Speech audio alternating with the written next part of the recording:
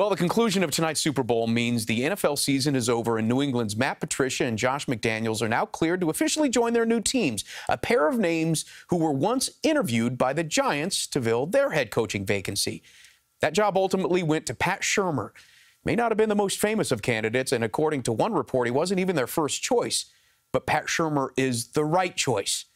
Over the past 3 years, the trend has shifted to finding the hot coordinator who's never been an NFL head coach. In fact, of the 7 openings this year, 4 of them were filled by first-time coaches.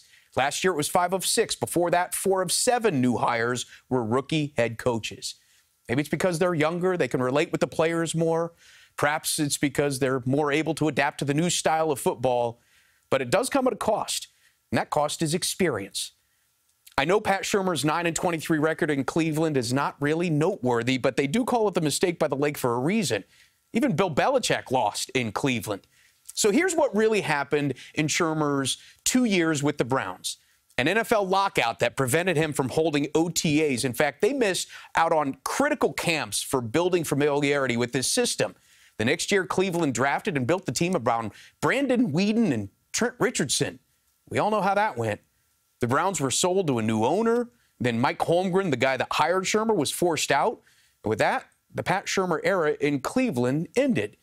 But not before he learned something. 14 of the last 21 Super Bowl champions were headed off by coaching retreads. Coaches on their second go-round are just a little bit hungrier. They've had time to correct their mistakes, figure out what worked, what didn't work. Their communication skills are better. They're not afraid to speak up and assert themselves in the boardroom, which means they have a stronger say in the construction of the roster. They also know it's easier to win when you have the right quarterback in-house.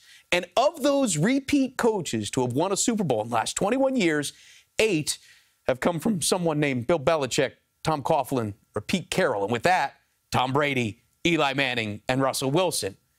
Pat Shurmur certainly had success with quarterbacks in his career, so it shouldn't have come as a surprise that he decided to reinvest in Eli Manning, at least for now, or until Shurmur ushers in a new franchise quarterback and perhaps a new era in Giants history.